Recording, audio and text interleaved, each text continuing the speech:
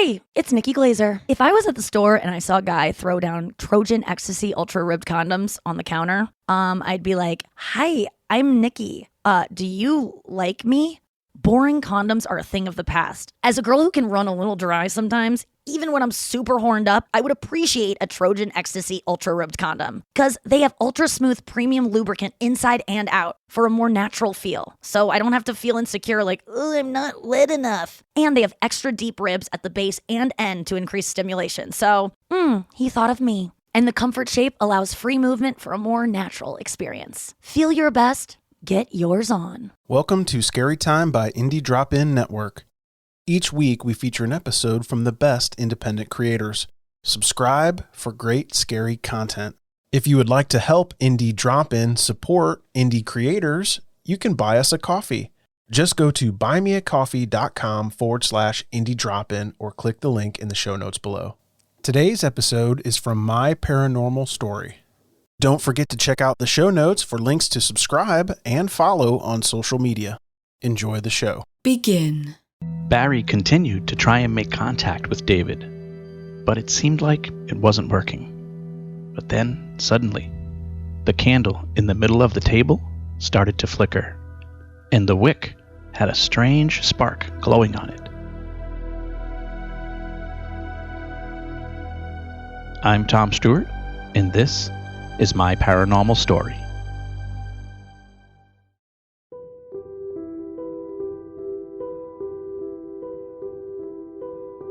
Before I start this episode, as always, I want to thank everyone who has made donations to the podcast. You guys are what keeps me going. So a big thank you to Keith Whitmer from Florida, Donna Kreck from, somewhere in the US, I believe, and Donna Russell from the UK. You really helped me out, especially through the holidays. Thank you so much. And if you'd like to help support the podcast and keep it ad-free, just click on the donate button at my website, myparanormalstory.com. I also want to thank everyone for their emails over the past few weeks. I've had quite a bit of mail to go through and stories to read, and I love hearing your stories. I try to respond to every email I get, whether you're looking for advice or giving me suggestions and feedback or just telling me your paranormal story. I really do love hearing from you. So keep the emails coming. My address again is myparanormalstorypodcast@gmail.com. And now, here's this week's episode.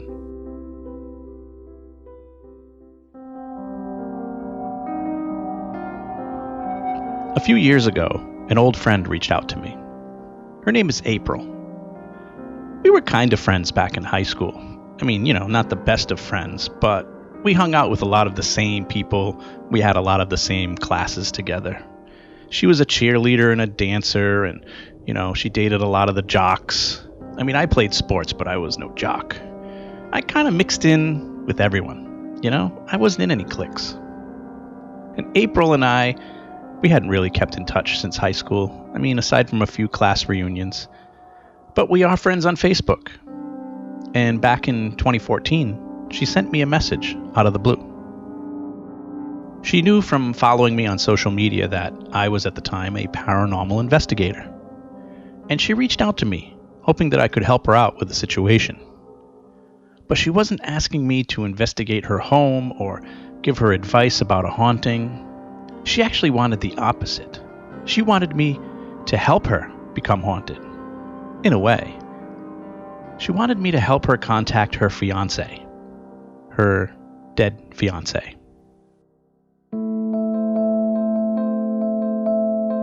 You see, about a year or so before she reached out to me, she was engaged to a guy named David. And I guess they'd been dating for a few years, living together, and they were engaged to get married. I remember seeing pictures of them on her Facebook page. They seemed pretty happy. But suddenly and tragically, David passed away from injuries he suffered in a bad car accident. And she was reaching out to me, hoping I could help her contact his spirit. I explained to her that that's not really what I do. I'm not a spirit medium or a sensitive. I don't really know how to contact dead people. I mean, I told her sometimes on paranormal investigations, we might get lucky enough to make contact with a spirit, by requesting it to do things like knock on a table or turn off a light. And if we're really lucky, sometimes we catch EVPs, or electronic voice phenomena, on an audio recorder. But other than that, I really didn't have any experience with communicating with spirits. I mean, not in the way she wanted. But I really wanted to help her out some way. So I asked her to tell me her whole story. The first time she met David, she was with a small group of friends. They'd all gotten together for drinks and appetizers. And one of April's friends had invited a guy she works with named David. Now, both April and David were single at the time, and this mutual friend thought maybe they'd be interested in each other. And from what April told me, she was taken with David right from the beginning. He was funny and quirky, and they had a lot in common. And he was a talented guy, too. Something David was known for was his ability to draw. It was just a hobby, though she says he could have been a professional artist if he wanted to be. And quite often, while out in social gatherings, he would just grab a pen and a cocktail napkin and draw a funny cartoon character or a caricature of someone, and then give it to them. And that night, he did one for everyone at the table. A cartoon dog for him, a funny-looking rabbit for her, and so on. But for April, David drew a cartoon peanut holding a rose. And when she asked him why he chose a peanut, he said, because you're all of what, 5'2", you're tiny, and you're cute. And of course, she saved that cartoon napkin, and it's hanging in a frame on their bedroom wall. And Peanut quickly became his pet name for her. Several dinner dates and overnight stays and weekend getaways later, before anyone knew it, April and David were a couple. And they eventually moved in together. And the next step, of course, happened while on vacation in Jamaica. David proposed to April on the beach. And of course she said yes. A classic love story, unfortunately, that ended with tragedy. That following winter, while driving home from work to their small cottage in Coventry, Rhode Island, David got into a car accident. No one's really sure what happened. There was a car broken down in one of the middle lanes on the highway, and everyone was swerving in different directions to avoid it. And David must have lost control and ended up off the highway and into some trees. After a couple of days in a coma, he eventually passed away in the hospital, with April by his side. But since then, April says she feels like David has been trying to contact her. Quite often she says she gets signs of his presence, like she'll hear his favorite band on the radio, or she'll see a cardinal in the backyard. Sometimes she said she can smell his cologne, and would even hear his voice in the house sometimes. I'll explain to her that it's quite common for people to notice signs like this after a loved one passes. Cardinals have long been considered a sign from a past loved one. And electronic events like songs on a radio or lights flickering, those are also all believed to be signs. And yeah, even scents and sounds can be a form of communication from spirits. So I told her it's very likely that his spirit is still in the home, or maybe even attached to her. But she insisted that she wanted more than just signs. She wanted to actually make contact with him, and if there was any way I knew of doing that. Now again, it's not really what I do, but after hearing her story, I really wanted to help her. So the first thing I could think of was to try a séance.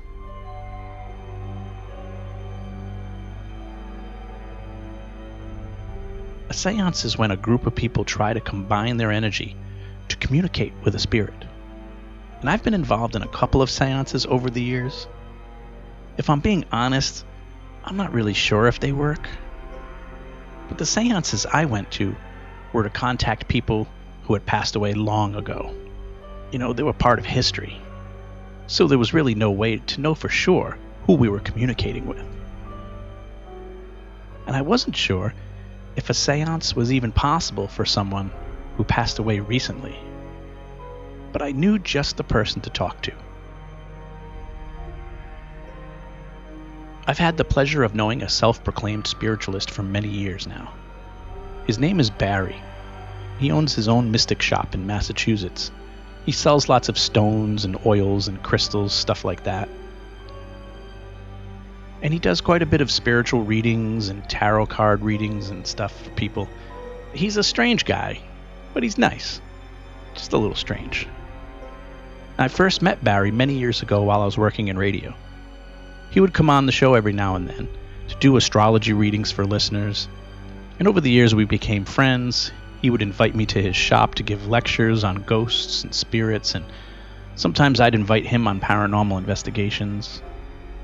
So when it comes to talking to the dead, I knew he was the guy to call. I picked up Barry and headed to April's house a little after dinner time on a cold Friday night. After an hour or so of April explaining her story again, the three of us went and sat at her dining table for a séance. It was about 8:30 now, and the only light in the room was a lit candle that Barry had brought with him.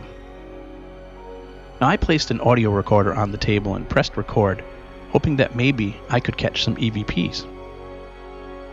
And Barry asked April for an item that reminded her of David, so she took off her engagement ring and placed it in the middle of the table. Barry asked us to join hands and to close our eyes.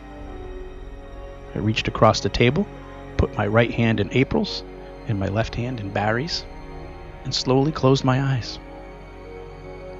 Barry began to make a strange sound, sort of like someone meditating. And it seemed a little silly to me, but I could feel April's hand trembling. I could tell this was important to her, so I went along with it.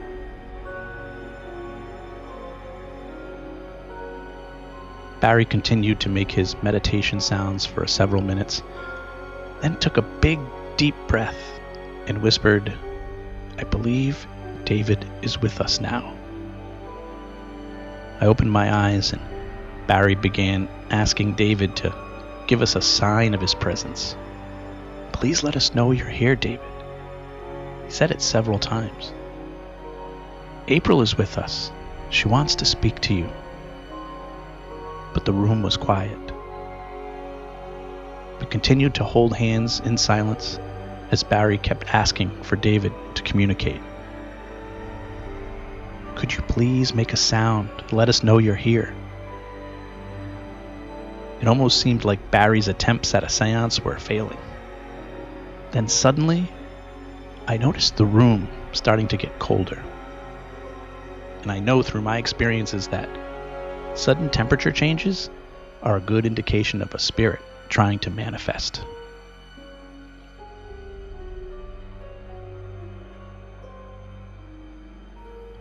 All of a sudden, Barry said, "Hello, David.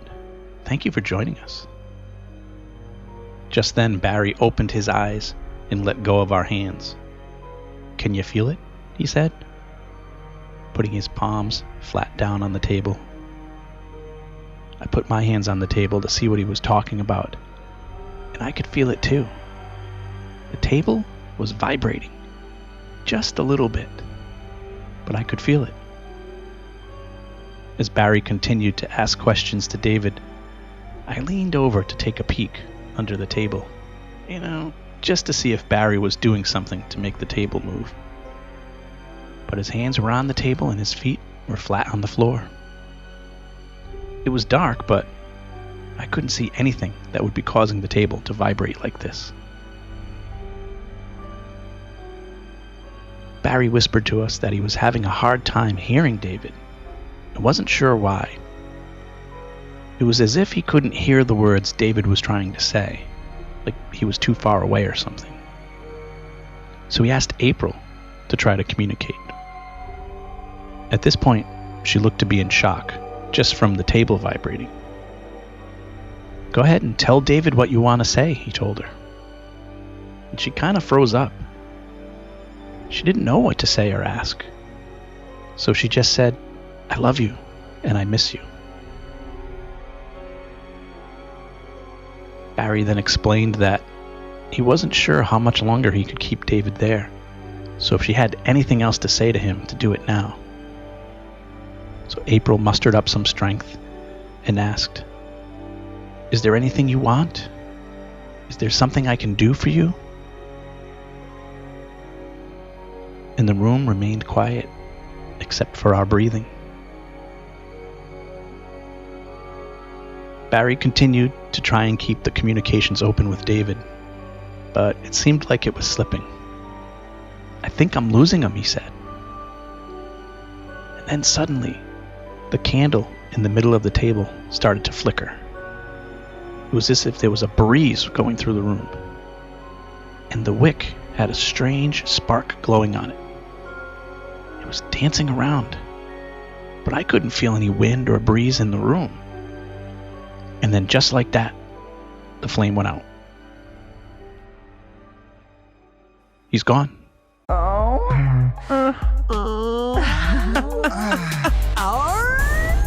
Hey guys, it's Anders. Blake. And Adam from TV's Workaholics and the podcast This Is Important and the Pleasure Is Ours. We'd like to invite you to treat your friends and loved ones right by gifting them something from Trojan, America's #1 condom brand. Trojan Bearskin Raw is America's thinnest latex condom, which helps you enjoy a more natural experience to feel it all. Yeah, the older I get, the less feeling I have in my penis, and I just need the thinnest condom possible.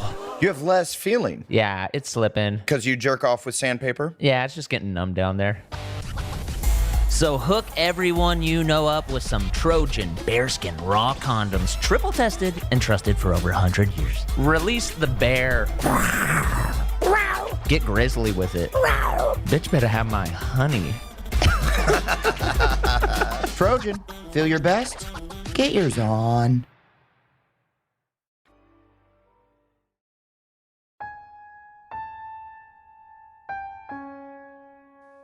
But Barry wasn't ready to give up yet. He had us follow him into the living room, and he reached into his duffel bag and took out a Ouija board. He didn't tell me he was bringing a Ouija board. I'm not a big fan. I've had a few experiences with spirit boards, Ouija boards, and none of them have been that great. There's just something about them I don't trust. He said, "I think we might have more luck using this." So Barry placed the board on the living room rug and sat down beside it. April looked at me, and she must have seen the concern on my face, so she asked me if she should do it. I wasn't sure what to say. But then Barry, also realizing my reluctance, assured me that he would smudge the house with sage before he leaves. I looked at April and said, "If this is something you really want to try, I'll do it with you."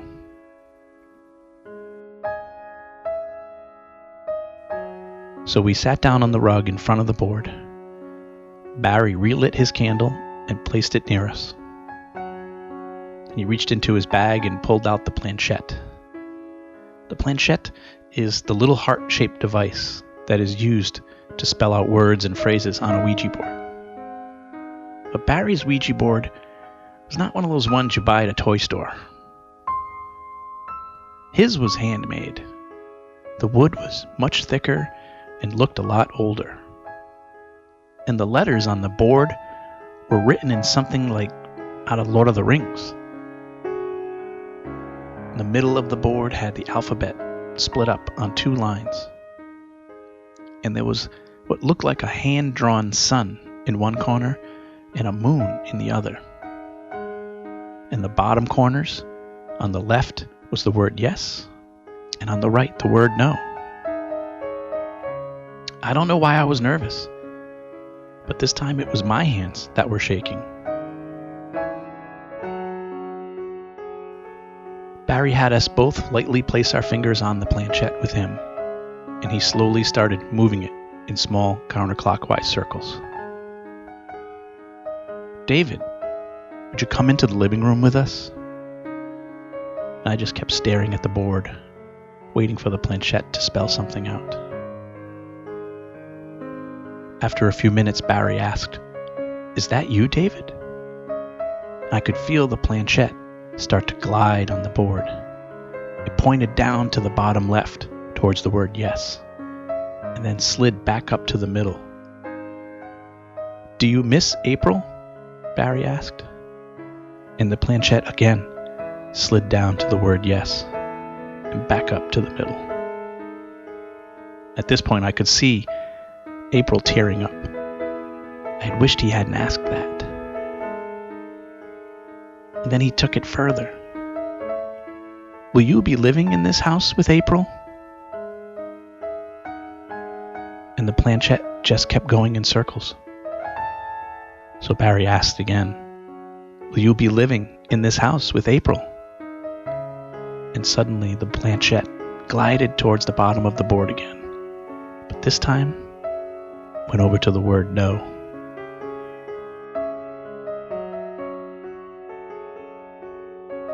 I shot Barry a dirty look, and he just looked at me innocently, like it wasn't him. And Barry, now being a little more careful with his questions, asked, "Please, David, let April know that you are here." And suddenly, the board started to spell something. It pointed to the letter P, then the letter N, then the letter U, then the letter T, and it stopped.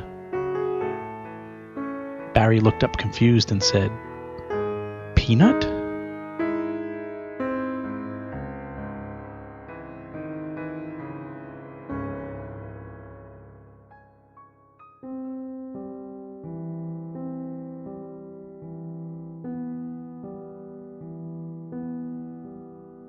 I checked in on her the next day and for several days after, and she continued to see signs from David, cardinals and songs and scents. And she told me she was having lots of dreams about it, being with him too.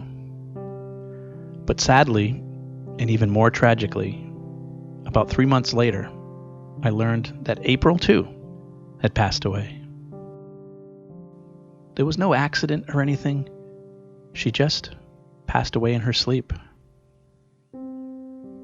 I was sad that she was gone, but another part of me was happy, thinking maybe they're together now. And it's very common for soulmates to pass away closely together like that.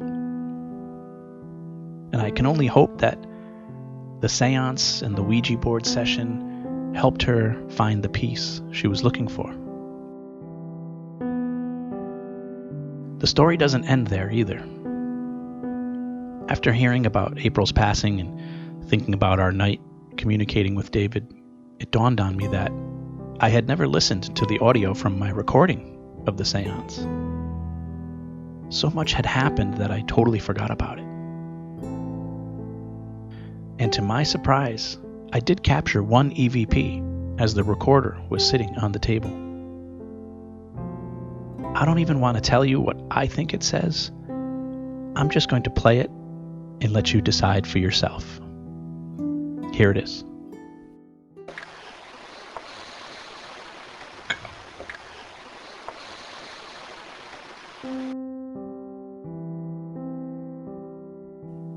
My Paranormal Story is written, produced, and narrated by me, Tom Stewart. Music from this episode courtesy of Kevin MacLeod at incomptech.com. My Paranormal Story is based on real-life events experienced by me. If you enjoy my stories and would like to support the podcast, there's a few donate buttons on my website at myparanormalstory.com. Unfortunately, podcasts cost money and I want to keep mine ad-free, so every contribution helps. Also, I recently wrote my first book. It's called The 10 Best Tools for Ghost Hunting.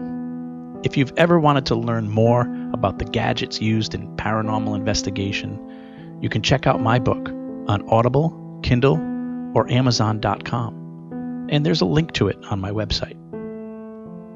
And please don't forget to subscribe to the podcast. That way you'll know when I've added new episodes. And feel free to follow me on Facebook and Instagram. Just look for Tom Stewart or My Paranormal Story. If you'd like to ask me a question, send me feedback, or tell me your paranormal story, you can email me anytime at myparanormalstorypodcast@gmail.com. And of course, if you could give me a good review on whatever site you listen to the podcast on, that would be great. Thanks for listening. I'm Tom Stewart, and this is My Paranormal Story. Thanks again for listening to Scary Time by Indie Drop-In Network. Check out all of Indie Drop-In shows at indiedropin.com. If you would like your show featured, reach out to us at Indie Drop-In on all social media or go to indiedropin.com.